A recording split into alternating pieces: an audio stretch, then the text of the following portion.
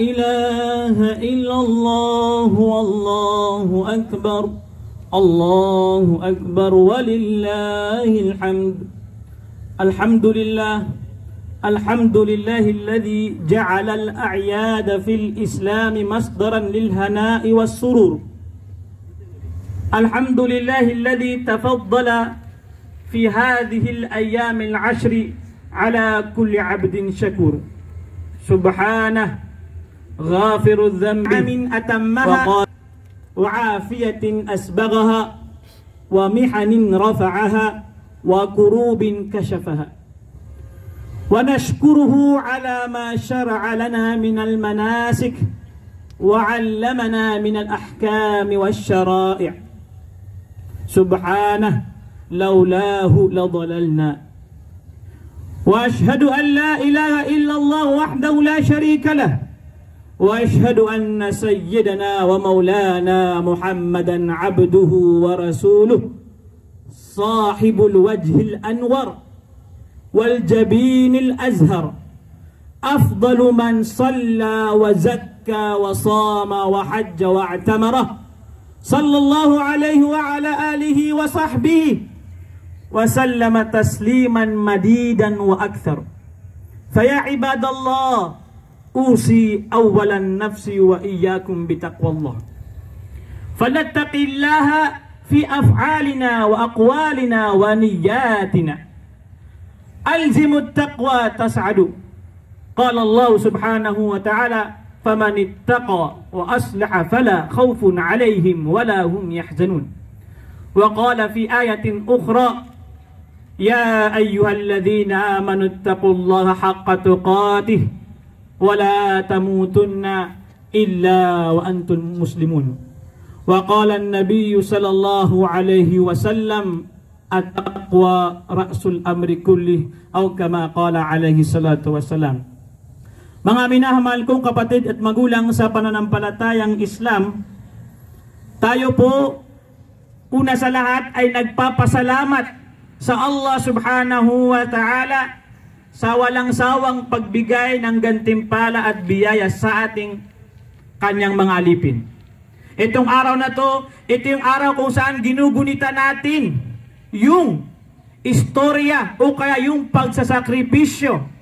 We are remembering the sacrifices and the willingness of the family of Ibrahim alayhi salatu wasalam to submit in the commandment of Allah subhanahu wa ta'ala.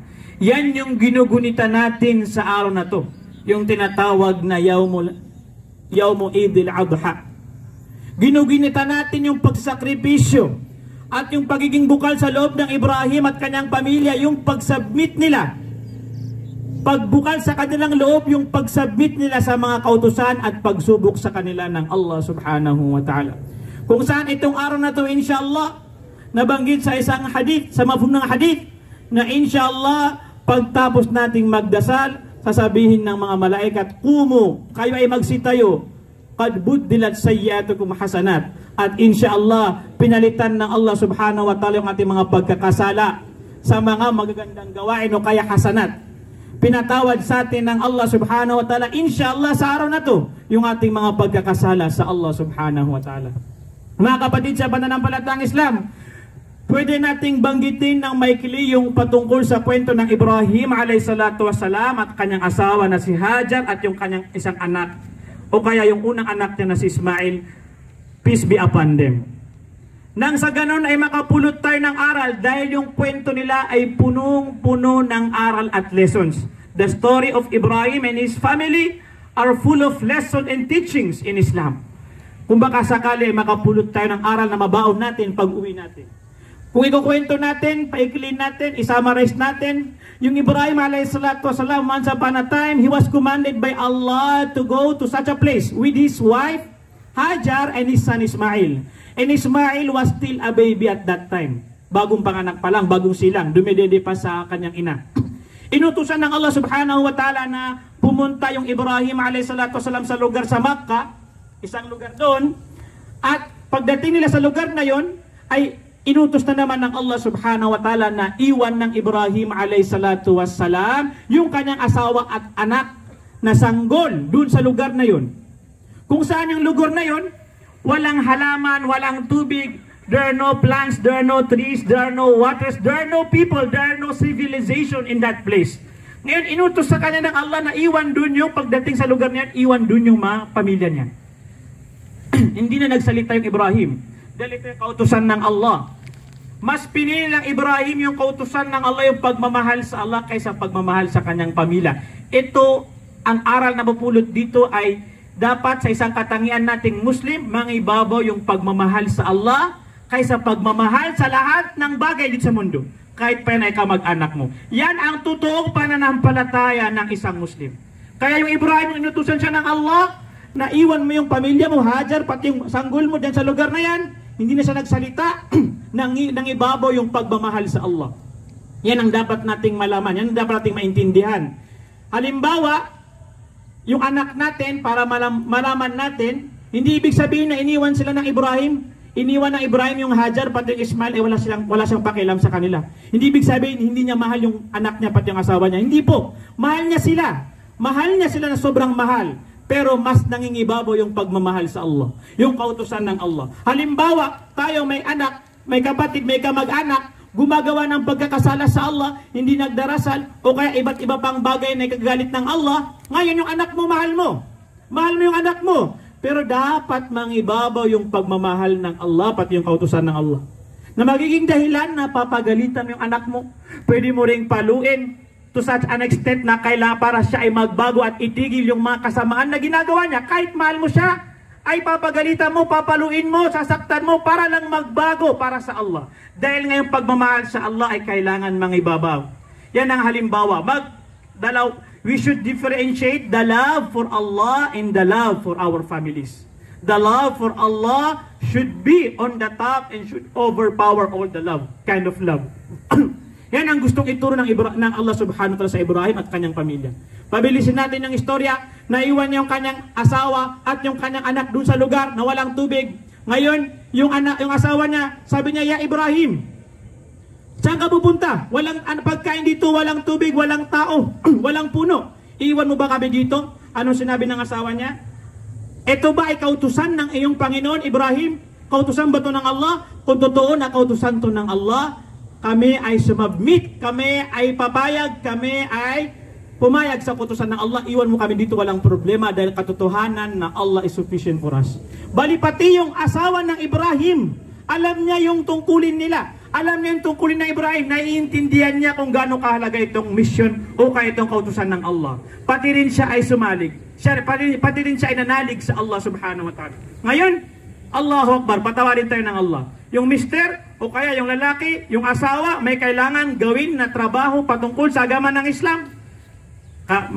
Yung mga ibang babae, hindi ko nila lahat, pwede yung mga ibang babae, yung mga asawa nila, sila pa yung pumipigil sa asawa nila para gawin yung katungkulan ng kanilang asawa, mister, sa patungkol sa agama ng Islam. Allahu Akbar. Pero yung Hajar, mismo siya ay reparado. Ready siya, naiwan siya ng Ibrahim dahil yun ay kautusan ng Allah. Ngayon, yung naiwan yung Hajar at naubos na yung kanilang baon, umiyak na yung sanggol, nagsimula na maghanap yung Hajar ng tubig at tumakbo siya dun sa Safa wal Marwa. Kaya yung mga nag-Hajj ngayon, sila ay tumatakbo sa Safa wal Marwa ng 7 times, pabalik-balik. Kasi yun yung sunat ng Hajar nung naghahanap siya ng tubig para sa kanyang anak. Kasi naghahanap siya ng tubig dahil gutom na yung anak niya, ubos na yung baon nila. Ngayon yung Hajar, wala na siyang gatas, kailangan na rin uminom ng tubig, naghahanap siya ng tubig niya. Ngayon, habang paghahanap niya, 7 times siyang pabalik-balik sa Safa wal Marwa, may narinig siyang boses na malaikat, kung saan yung malaikat dito ay sabi niya, "Huwag kang matakot, nandito yung tulong ng Allah." Yung malaikat na yon, inapakan niya yung lupa kung saan doon lumabas yung tubig ng Zamzam. Doon lumabas yung tubig ng Zamzam. Isa tong miracle na galing sa Allah subhanahu wa ta'ala. Nung nakita ng Hajar yung tubig ng Zamzam, yun, kinumuha siya ng tubig at uminom siya doon at nagbaon siya doon sa tubig na yun. Ang mapupulot na naman na aral dito, mga kapatid, sa pananampalatayang Islam, na kahit anong pagsubok ang dumating sa atin, basta tayo ay manalig katulad ng pananalig ng Hajar. Itong pamumuhay sa mundo ay puro pagsubok, puro paghihirap. Hindi araw-araw ay karangyaan o kaya maginhaway pamumuhay sa mundo. Pero basta wag natin iwan yung kautusan ng Allah. manalig tayo sa Allah, natawakkalu ala Allah, we put our trust in Allah, inshallah darating yung tulong ng Allah dun sa mga problema natin. Katulad ng pagdating ng tulong ng Allah dun sa Hajar radiyallahu anha. Mga kapatid sa pananampalatayang Islam, pabilisin natin yung storya. Yung lumabas yung Ma'u Zamzam dun sa lugar na yon, nagsimula na yung mga tao, nakita nila maraming ibon sa lugar na yon, nagsimula sila pumunta sa lugar na yon, at nagkaroon na ng community dun sa lugar na yon, dun sa lugar ng Zamzam. At lumipas yung maraming taon, lumaki ng Ismail alayhi salatu wassalam, at bumalik ulit yung kanyang ama na Ibrahim alayhi salatu wassalam para bisitahin ulit yung kanyang mag-ina, yung Hajar pat yung Ismail. Ngayon lumaki na yung Ismail, halos medyo magbibinata na, falamma balagu ma'ahu sa'ya. Kumbaga, dumating ng edad ng Ismail alayhi salatu wasalam sa edad na pwede na siyang utusan kanya ng tumulong sa kanyang mga pamilya, at nabalik ng Ibrahim. Isipin natin mabuti, ilang taon hindi nakita ng Ibrahim alayhi salatu wasalam yung kanyang anak na Ismail? Ilang taon? How many years? 10 years, 12 years? Taon kung saan pagbalik niya yung sanggol, marunong nang maglaba, marunong nang, pwede nang utusan, pwede nang tumulong sa mga gawaing bahay. Ganun ang edad ng Ismail nung bumalik yung Ibrahim. Napakatagal. Sobrang na-miss nung ama yung kanyang anak. Pero ngayon na naman, susubukan siya ulit ng Allah subhanahu wa ta'ala. Susubukan ulit ng Allah subhanahu wa ta'ala yung Ibrahim. Parang sinasabi ng Allah, Ibrahim, wag mong kalimutan. Ngayon, na-miss mo yung anak mo, nang ibabaw na naman yung pagmamahal mo sa anak mo, huwag mong kalimutan, kailangan mangibabaw yung pagmamahal mo sa Allah. Kasi isa kang propeta, isa kang mu'min sa Allah subhanahu wa ta'ala. Ngayon, gusto na naman subukan ng Allah yung Ibrahim. Falamma balagaw ma'ahu sa'ya, yung dumating siya, naabutan niya yung kanyang anak. Ilang araw, nang ipaglaro siya, siya ay nanaginip. Qala ya bunayya, o aking anak, napanaginipan ko na ikaw daw ay kinakatay ko. Nung nakita ng Ibrahim a.s. itong panaginip na to, alam niya sa sarili niya na ipakautusan ng Allah na kailangan niyang katayin yung anak niya. Who is in the right mind na tatay na gustong katayin yung anak? Wala sigurong matinong tao, matinong pag-iisip na gustong katayin yung sariling anak. Pati yung Ibrahim nakaramdam ng lungkot nung narinig niya, nakita na itong kautusan ng Allah. Pero normal yun sa tao na malungkot dahil masasaktan yung anak niya, mamamatay yung anak niya. Normal sa tao yun na maramdaman yung emotions na, yung feelings na yun. Pero alam ng Ibrahim na kailangan mangibabaw ang kautusan ng Allah. Kaya pumunta sa kanyang anak, sinabi niya, ya bunayya, inni ara fil manami anni adbahuka. O katotohanan aking anak, na nakita ko sa panaginip na kinakatay kita. Ano sa tingin mo? Ano sa tingin mo ang gagawin natin? Ngayon tinanong niya pa, isa rin tong mapupulot na aral. Tayong mga tatay, tayong mga ina sa ating mga anak, ay dapat tinatanong natin yung mga ating mga anak sa mga desisyon na gagawin natin na importanteng desisyon. Hindi yung porket anak natin sila, wala na tayong pakialam, hindi na sila kasali sa desisyon natin na gagawin natin na importante. Tanungin natin sila, anong opinion din nila? Hindi ibig sabihin, kailangan silang masunod. Tatanungin lang natin sila para maramdaman nila na they are belong to the family. They are part of the family. Meron din silang lugar o kaya importante din sila sa parte ng pamilya. Ngayon tinanong Ibrahim yung kanyang anak. Sabi, anong tingin mo? Itong napanaginipan ko. Ano ang sinagot ng anak ng bata? Ang sabi niya, if'al ma tu'mar. Ya abati o aking tatay, gawin mo yung inutos sir ng Allah. Yung bata, he was cared by his family, upright, upbring in the right way. Doon natin makikita na yung Ismail ay pinalaki ng kanyang magulang tamang pag-iisip. Pati yung bata na maliit, alam niya na yung kautusan ng Allah ay mas importante sa lahat ng bagay. Alam niya na, bata pa lang siya, alam niya na importante yung kautusan ng Allah. Alam niya na bata pa lang siya, kailangan mangimabaw yung pagmamahal sa Allah subhanahu wa ta'ala. Ngayon, tanungin natin ang ating mga sarili, lalo yung mga magulang. Yung mga anak natin, alam ba nila yung pagdarasan? Allahu Akbar. Ilan sa mga anak natin, hindi lang bata, manguda na, balig na, malaki na, pero hindi alam kung paano magdasal. Yun ang isang mapupulot natin na aral sa storya ng Ibrahim pati Ismail. Na yung mga anak natin, kahit maliit pa lang sila, ay turuan na natin sila na mangibabaw sa kanilang pananampalataya sa Allah, pagmamahal sa Allah, iman sa Allah, at mangibabaw sa kanila yung pagmamahal sa kautusan ng Allah subhanahu wa ta'ala. Ngayon, sinabi ng anak ng Ismail, pumapayag na ako, Ibrahim, aking ama, nakatayin mo ako dahil yan ay kautusan ng Allah subhanahu wa ta'ala. Gawin mo. Ngayon, nung kakatay na nung walamma aslama. Nung nag-submit na sila, they have submitted themselves. Yung Ibrahim, nag-submit na siya, kakatayin yung anak niya. Yung anak niya, pumayag na rin. Sabi niya, Ibrahim, at aking tatay, katayin mo ko. Pero kumuha ka ng, pumikit ka, pagkakatayin mo ko, pumikit ka para hindi mo makita kung gano'ng kasakit, gano'n ko nasaktan. Tapos talian mo ko, aking ama, pagkakatayin mo ko. Dahil para hindi ako makapagpiglas, hindi ako makatakbo sa kautusan ng Allah. Allahu Akbar. Yung mismo na yung bata nagsasuggest na talian siya para hindi siya makapiglas sa kautusan ng Allah at hindi siya makapiglas sa pakapagkatay sa kanya. Ngayon, nung kakatay na siya ng Ibrahim alayhi salatu wasalam, dahil ngayong Ibrahim ay nagsubmit na naman ulit. Tandaan natin. Ngayon, nagsubmit yung Ibrahim pati yung kanyang anak sa kautusan ng Allah. Nang ibabaw yung pagmamahal sa Allah, kautusan sa Allah kaysa sa pagmamahal sa kanyang anak, sa kanyang pamilya. Nang ibabaw yung kautusan ng Allah, pagmamahal sa Allah. Ngayon, dahil he was sincere, he was willing to sacrifice his own son for the commandment of Allah, he was so sincere that when he was about to cut the neck of his son, it was placed with another thing which is a sheep na galing sa paraiso. Pinalitan ng Allah subhanahu wa ta'ala yung Ismail nung kinatay na. Nakapikit daw, nabanggit sa isang tafsir, nakapikit yung Ibrahim. Kinatay niya, nakala niya, nakatay niya yung anak niya, napalitan ng isang tupa na galing sa paraiso. Allahu Akbar. At sinabi ng Allah, Ibrahim, sinusubukan lang kita. Nung dumating ka dito sa lugar na to, nakita mo ulit yung anak mo, nakita mo siya, bumalik yung pagmamahal mo sa kanya, na-miss mo siya, parang nangingibabaw na naman yung pagmamahal mo sa mga nilikha ng Allah. At gusto kitang turuan na kailangan mangibabaw yung pagmamahal mo sa Allah. At dahil nakapas ka sa examination ko, sa test ko, ngayon, bibigyan kita ulit, pinalitan ko sa yung anak mo, ginawa kong tupang, nakatay mo, ayan yung anak mo, hindi mo kailangan katayin. Ganito mga kapatid sa pananampalatayang Islam. Pag willing tayong mag-sacrifice para sa agama ng Allah, pag willing tayong mag-sacrifice, willing tayong mag-sakripisyo, mag-effort para sa agama ng Allah subhanahu wa ta'ala, ay bibigyan tayo, gagantimpalaan tayo ng Allah subhanahu wa ta'ala. Itong mga pagsubok na binibigay sa atin ng Allah, itong mga dumadaan sa ating buhay, ito ay pagsubok. Dahil saan?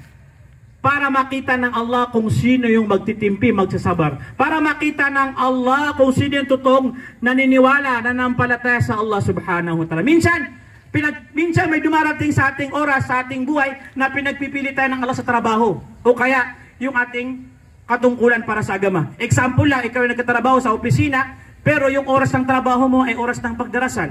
Ngayon, pinapapili ka ng Allah. Ano ba ang pipiliin mo? Yung opisina mo, yung oras ng trabaho mo, nakamunduang bagay?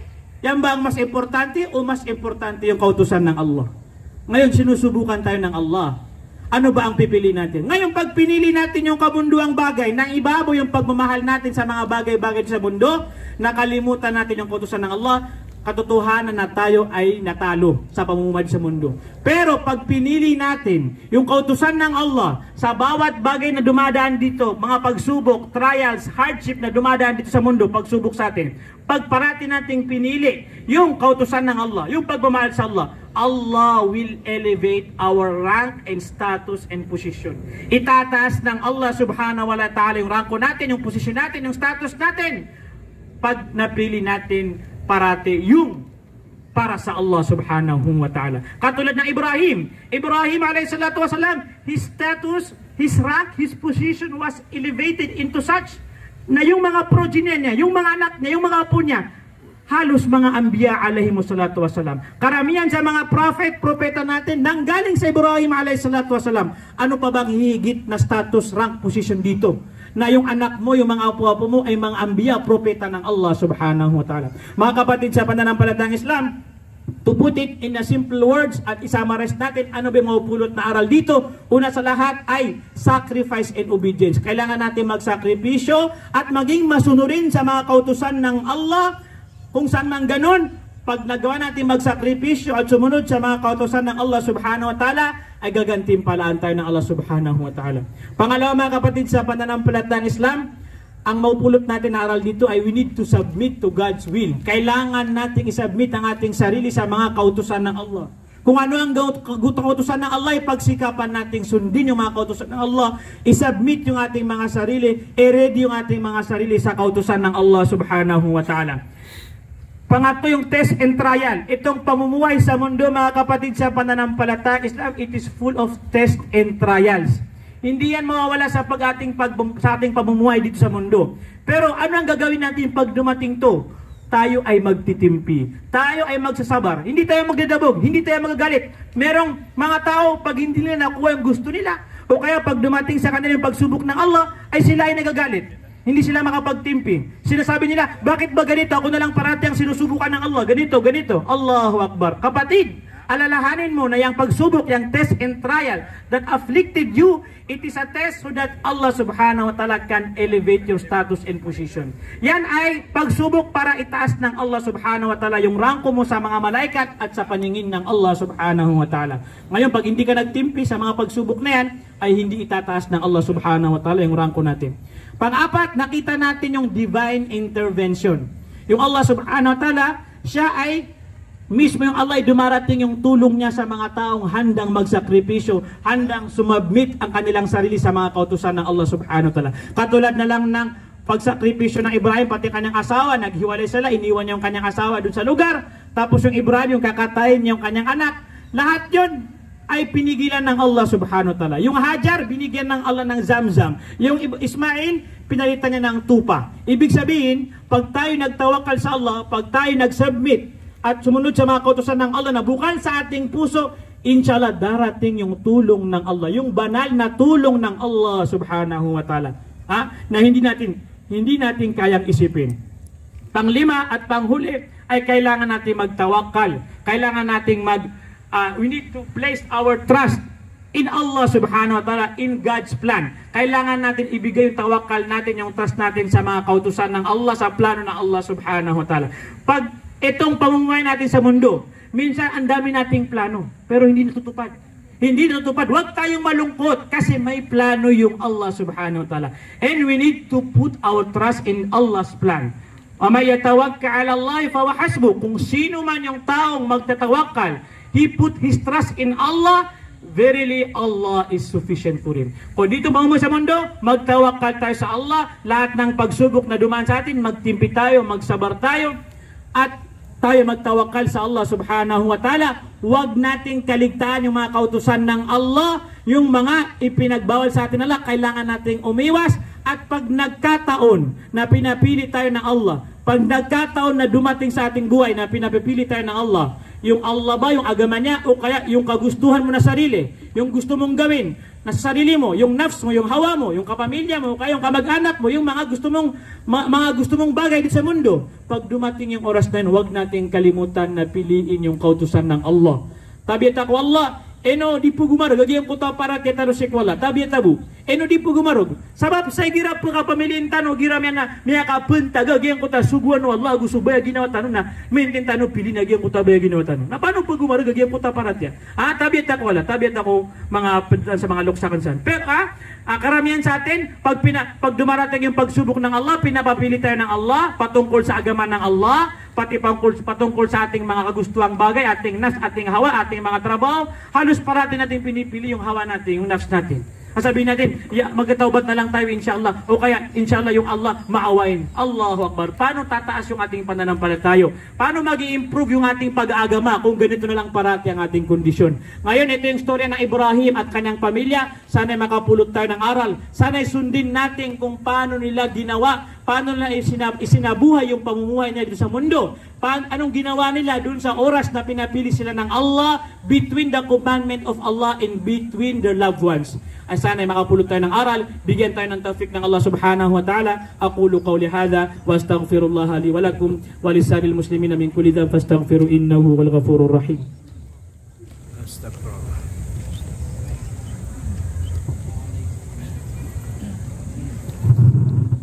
Allahu akbar, Allahu akbar, Allahu akbar. Allahu akbar, Allahu akbar, Allahu akbar. La ilaha illallah wallahu akbar, Allahu akbar walillahil hamd. Alhamdulillah nahmaduhu wa nasta'inuhu wa nastaghfiruh wa nu'minu bihi wa natawakkalu alayhi wa na'udzu billahi min shururi anfusina wa min sayyiati a'malina. Man yahdihillahu fala mudilla lahu wa man yudlilhu fala hadiya lahu. وأشهد أن لا إله إلا الله وحده لا شريك له وأشهد أن سيدنا ومولانا محمدا عبده ورسوله خير النبي أرسله بالحق بشيرا ونذيرا بين يدي الساعة من يطع الله ورسوله فقد رشد ومن يعصهما فإنه لا يضر إلا نفسه ولا يضر الله شيئا أوصي أولا نفسي ثم أوصيكم بتقوى الله فإن التقوى رأس الأمر كله أو كما قال عليه الصلاة والسلام. Mga kapatid sa pananampalatayang Islam, ang huli nating babanggitin dito ay ang hadith ng Nabi sallallahu alaihi wasallam. Kila ya Rasulullah, wa ma hadhihi al-adahi? Ya Rasulullah, tinanong ng mga sahaba, ya Rasulullah, ano tong mga hayop na kinakatay natin sa araw na to, itong araw ng Eid, pati yung ayyamut tashrik? Sabi ng Rasul sallallahu alaihi wasallam, sunnatu abikum Ibrahim. Ito yung sunnat ng ama nyo na propeta na Ibrahim alaihi salatu wasalam, nung kakatayin niyang Ismail na pinalitan ng tupa na galing sa paraiso. Ito ay napakalaking gantimpala. Anong gantimpala na ito? Likulli sya'ratin hasana. Bawat balahibo, bawat buhok ng tupa o kaya yung hayop na kakatayin natin ay isang gantimpala, isang hasana. Biruin mo gano'ng kalaking hasana ang matatanggap natin pag tayo nagkatay. Hindi natin kayang bilangin yung balahibo ng isang hayop. So, sa kakaunting halaga lang, 8,000, 7,000, 6,000, pero makakakuha tayo ng gantimpalang napakalaki at isa pa sa mga sunat ng Ibrahim alayhi salatu wasalam. Kaya yung may kakayanan, inshallah, pagtapos sa Salatul Eid ay magsikap tayo na pumunta doon sa mga bilihan ng hayop, kambing, baka o kaya tupa para makapagkatay tayo, inshallah. Tayo magpatawaran, inshallah, dito sa araw na to, matuto tayo magpatawaran yung mga kapamilya natin. Kung may sama tayo ng loob, patawarin natin sila at magsalam tayo sa kanila. Ngayon, kung hindi nila tanggapin yung salam natin, hindi nila tanggapin yung ating pagpapatawad, pakikipagbati na, inshallah na yung Allah subhanahu wa ta'ala nang bahala. Ang importante ay nagkusa tayo ng loob na makipagbati sa kanila. Inna Allah wa malaikatahu yusalluna 'alan nabi. Ya ayyuhalladhina amanu sallu 'alaihi wa sallimu taslima. Allahumma salli 'ala sayidina Muhammad wa 'ala alihi wa sahbihi wa barik wa sallim. Rabbana zalamna anfusana وإن لم تغفر لنا وترحمنا لنكونن من الخاسرين. لا إله إلا أنت سبحانك إنا كنا من الظالمين. ربنا اغفر لنا ولوالدينا وللمؤمنين يوم يقوم الحساب. اللهم ربنا آتنا في الدنيا حسنة وفي الآخرة حسنة وقنا عذاب النار وقنا عذاب النار وقنا عذاب النار. اللهم ربنا هب لنا من أزواجنا وذرياتنا قرة أعين واجعلنا للمتقين إماما. اللهم أرنا الحق حقا وارزقنا اتباعه وأرنا الباطل باطلا وارزقنا اجتنابه. اللهم أعنا على ذكرك وشكرك وحسن عبادتك. اللهم اكفنا بحلالك وعن حرامك وأغننا بفضلك عمن سواك. اللهم اشف مرضانا وأمراض المسلمين. اللهم ارحم موتانا وأموات المسلمين. ربنا لا تزغ قلوبنا بعد إذ هديتنا وهب لنا من لدنك رحمة إنك أنت الوهاب. اللهم حبب إلينا الإيمان وزينه في قلوبنا وكره إلينا الكفر والفسوق والعصيان واجعلنا من الراشدين. اللهم إنا نسألك الجنة وما قرب إليها من قول وعمل ونعوذ بك من النار وما قرب إليها من قول وعمل.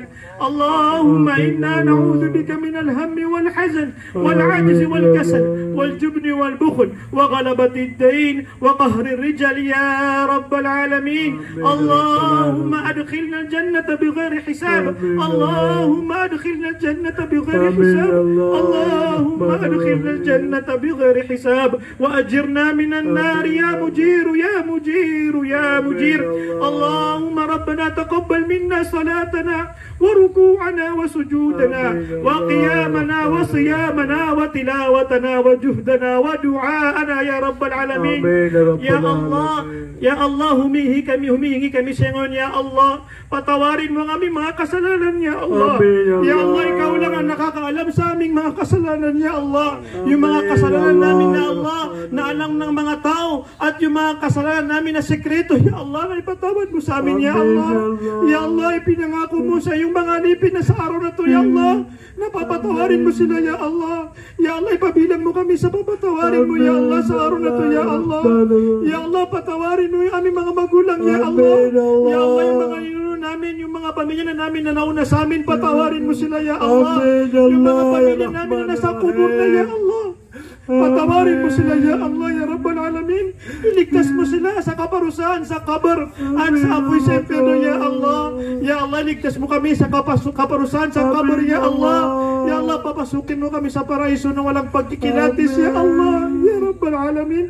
Ya Allah, gawin mo mapayapa sa amin. Gawin mo mapayapa sa amin, madali sa amin yung pamumuhay dito sa mundo, Ya Allah, Ya Rabbal Alamin. Ya Allah, riskihan mo kami, bigyan mo kami ng riski na halal, Ya Allah, Ya Rabbal Alamin. Paramihin mo sa amin yung riski mo na halal para magamit namin sa agama mo na Islam, Ya Allah, Ya Rabbal Alamin. Ya Allah, Ya Rabbal Alamin. Gawin mo, tulungan mo yung mga kapatiran naming Muslim na sa buong mundo na naghihirap, Ya Allah, Ya Rabbal Alamin. Ya Allah, yung mga gera, yung mga ganap na hindi magganap sa mundo, Ya Allah, bigyan mo ng solusyon, Ya Allah. Ihinto mo na, Ya Allah, yung mga gera na gaganap dito sa mundo, Ya Allah. Lalong-lalo na sa Palestine, Ya Allah, Ya Rabbal Alamin. Tulungan mo yung mga kapatid namin, Ya Allah. Bigyan mo sila ng pagsasabar, Ya Allah. Bigyan mo sila ng taufik na magtimpi sila sa iyong pagsubok, Ya Allah, Ya Rabbal Alamin. Ya Allah, yung mga nasabi sa kanila, Ya Allah, papasukin mo sa paraiso, Ya Allah, Ya Rabbal Alamin. Ya Allah, Ya Rabbal Alamin. Kunin mo kami dito sa mundong ibabaw, doon sa kondisyon, doon sa oras na ikay nagagalak sa amin, Ya Allah, Ya Rabbal Alamin. Allahumma inna nas'aluka husnal khatimah. Allahumma rzuqna taubatan nasuha qabla al-maut. Allahumma ansur al-islam wal-muslimina fi kulli makan wa dammir a'da'aka wa a'da' ad-din. Allahumma rabbana taqabbal minna innaka antas sami'ul 'alim wa tub 'alaina ya maulana innaka antat tawwabur rahim. Subhana rabbika rabbil 'izzati amma yasifun wa salamun 'alal mursalin walhamdulillah. Amin. Alhamdulillah rabbil alamin.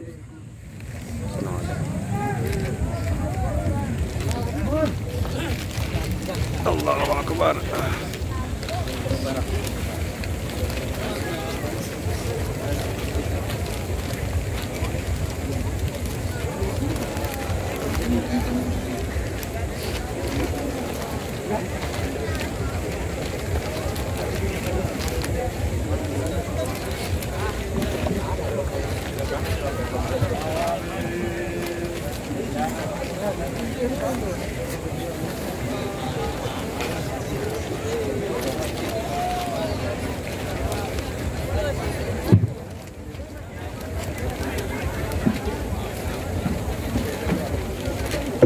Hello.